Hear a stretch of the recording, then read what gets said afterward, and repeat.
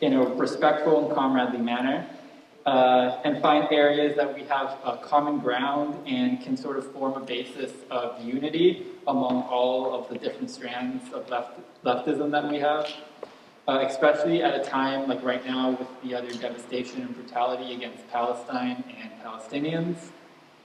Today we will be discussing two articles, which are Which Way to Socialism by Chris Maizano and Goodbye Revolution by Tim Horace, which cover a strategic debate between the democratic road and the dual power and base building road to socialism. To go more in depth about these two strategies, we have two incredible presenters, Aaron and Matt, who will be covering these articles and facilitating a discussion. And now I will let them introduce themselves. Hello, I'm Matthew Hunter with CPUSA. Before I get started into really getting into the articles, and I think for a lot of us in leftist spaces, this is arguments we've heard quite often. You know, the armed route, the insurrectionist route to revolution, or the peaceful route to revolution. I think democratic is a little bit mystifying the route, to be quite honest. And they both articles present sort of the classical arguments that on the, for Tim Horace and Goodbye Revolution, for the armed route, that our democratic bourgeois society is too oppressive to go that route, or it's even really attempted that much. He does make a clarification that some electoral work is acceptable. And then Chris Maizano obviously brings up the other argument of that the public is not really accepting of armed revolution. It's not really seen as legitimate, so therefore the only route towards revolution is a social revolution through the democratic electoral process. And I think fundamentally, both articles, and this debate, I think, misses the point. They mistake strategy, or I should say principle with strategy. Even though they set up the argument that this is a strategic argument, it's very much grounded in principles. That one route or the other is completely off the table. And if you look at any revolutionary struggle, whether it be Yemen, Palestine, even here in the US, there's been different stages of more armed militant struggle, stages of democratic struggle and electoral work, even within the classic Leninist struggles of Russia, China, Vietnam, etc. There's always been a process, a dialectical process between the two. And often I think we sort of stick ourselves through one path, and that limits our struggle greatly. And I think, largely speaking, that's because we think of strategy and tactics in a misconception. Kwame Ture even talked about this with MLK, that he misspoke or mistaken the peaceful route as a principle when it should be a strategy.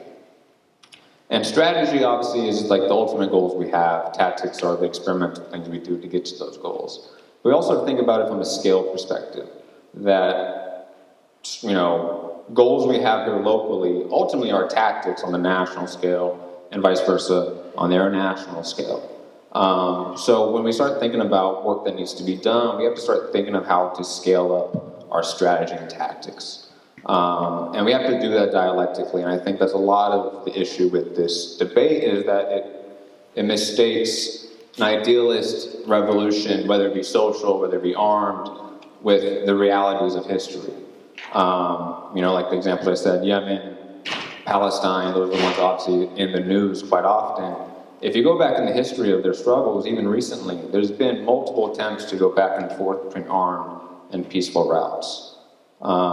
Even like in terms of something that's more comparable for us, even though Palestine is as a settler colonial state. South Africa, the ANC struggle, the South African Communist Party, they had different stages of struggle where they did try democratic electoral work. They went to the armed route. That's why Nelson Mandela went to prison and was declared a terrorist for decades, because he organized militant armed groups. And then they ultimately went the peaceful route.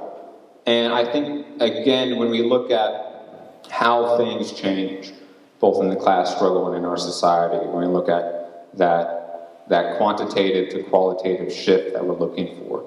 I think when we talk about armed or peaceful, the steps to get there are largely similar. We need a broad, progressive front. We need a broad base that supports us, that sees us as legitimate.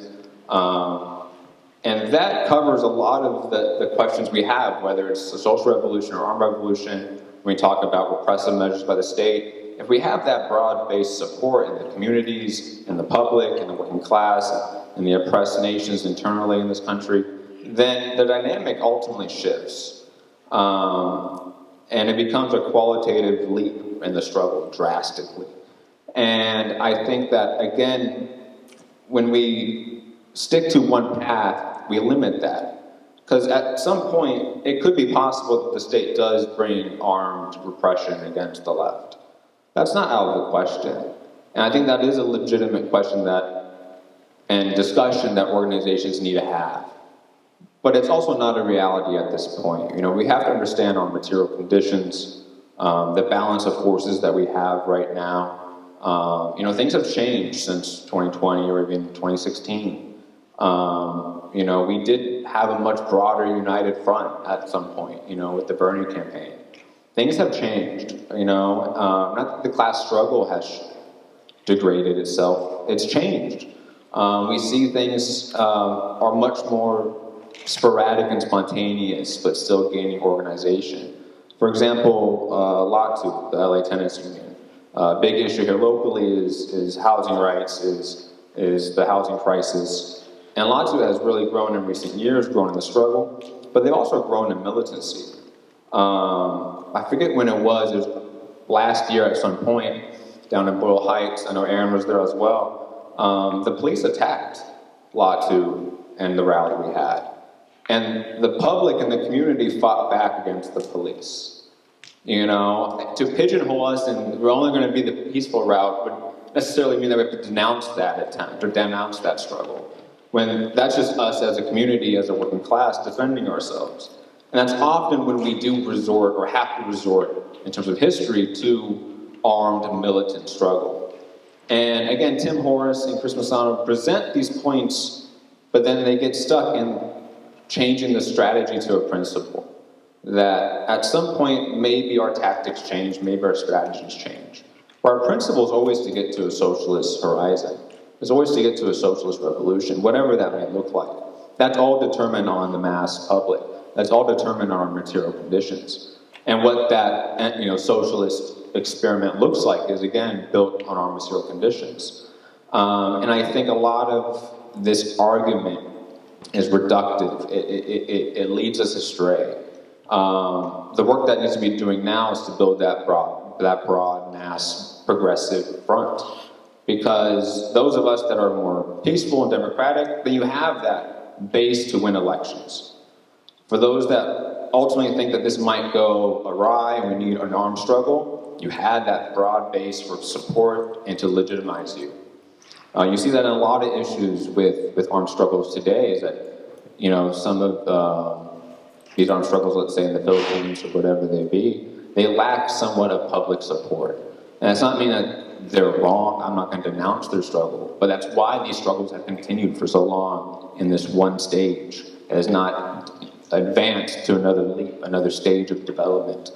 And I think, again, we have to think about this dialectically, because things will shift, things will change. And obviously, we can't make the revolution. I think that's a little bit a part of this issue.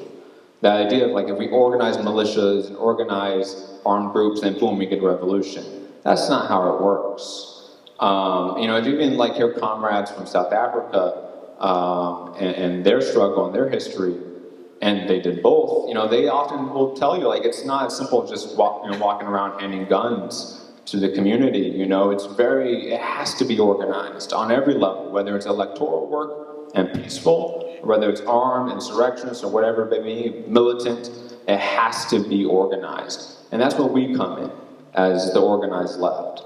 That this struggle is going to be determined by the broad mass base, but we can influence it, we can organize it, we can add revolutionary consciousness to it.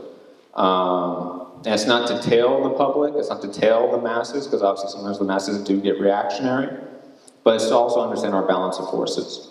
If the masses aren't behind us, then we have to get them behind us. And sometimes that's electoral work, and you often will hear, even in Chris Masano's article, sort of a denouncement of the Leninist route. But if you read Stalin or Lenin, they even talk about elections, you know, like Stalin, the most, I would say, infamous of them, you know, he talks about, hey, everyone has universal suffrage, it's your duty to vote, it's your duty to use this as a means of struggle. So I don't want us to limit ourselves as organized left, and I think this argument naturally starts to limit our struggle. But I think that's about it, Aaron.